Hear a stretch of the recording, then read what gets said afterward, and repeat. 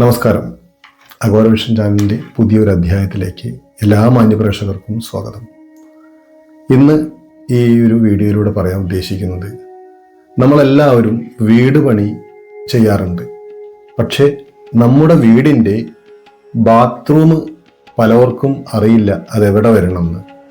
അത് കാരണം തന്നെ അത് മോശമായ സ്ഥലത്തൊക്കെ വന്ന് ദുരിതവും രോഗവും കടങ്ങളും പേറി ജീവിക്കുന്നവരാണ് ധാരാളം. ചെറിയൊരു പിഴവ് സംഭവിച്ചാൽ ജീവിതം തന്നെ ബലിയർപ്പിക്കേണ്ട അവസ്ഥയിലേക്ക് പോകുന്നവരാണ് മിക്കവാറും.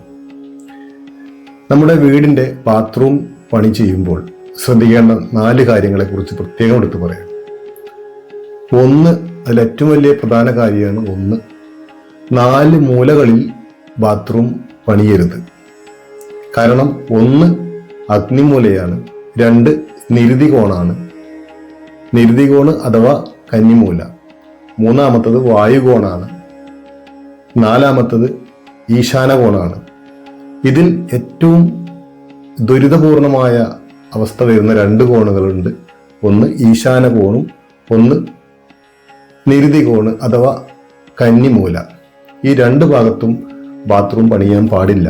വീടിൻ്റെ തെക്ക് ഭാഗത്ത് സെപ്റ്റിക് ടാങ്കോ കുഴികളോ അങ്ങനെയുള്ള കാര്യങ്ങളൊന്നും പണിയരുത്. അതെല്ലാം പണിയേണ്ടത്, സെപ്റ്റിക് ടാങ്കുകളൊക്കെ പണിയേണ്ടത് ഒന്നുകിൽ പടിഞ്ഞാറ് വശത്തോ അല്ലെങ്കിൽ വടക്ക് വശത്തോ പണിയുക.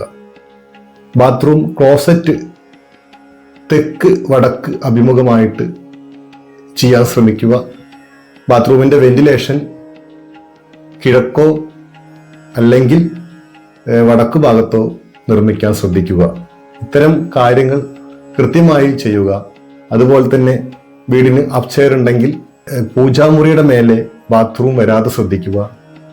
അതുപോലെ തന്നെയാണ് അടുക്കളയുടെ മുകൾ ഭാഗത്തും ബാത്റൂം വരരുത്. ഇത്തരം കാര്യങ്ങൾ വേണ്ട രീതിയിൽ ഒരു വീട് പണിയുമ്പോൾ ശ്രദ്ധിക്കേണ്ടതാണ്. അങ്ങനെ ശ്രദ്ധിച്ച് വീട് പണിയത് കഴിഞ്ഞാൽ ദുരിതങ്ങളും ദുഃഖങ്ങളും സാമ്പത്തിക പരാജയങ്ങളും മാറി നല്ല ഐശ്വര്യപൂർണമായ ഒരു ജീവിതമായിരിക്കും നമുക്ക് ആ വീട്ടിൽ അനുഭവിക്കാൻ കഴിയുക. മാത്രമല്ല, വീടിന്റെ ഗ്രഹനാഥനോ ഗ്രഹനാഥയ്ക്കോ എന്നും രോഗാതി ദുരിതങ്ങളായിരിക്കും ഫലം. ഒരു ജന്മത്തിന്റെ ഒരു സാക്ഷാത്കാരമാണ് ഒരു വീട്. ഈ ചാനൽ ഇഷ്ടപ്പെട്ടു കഴിഞ്ഞാൽ ഒന്ന് ലൈക്ക് ചെയ്യുക, ഷെയർ ചെയ്യുക. പുതിയ അറിവുകൾക്കായി ചാനൽ ഒന്ന് സബ്സ്ക്രൈബ് ചെയ്തിടുക. നന്ദി, നമസ്കാരം.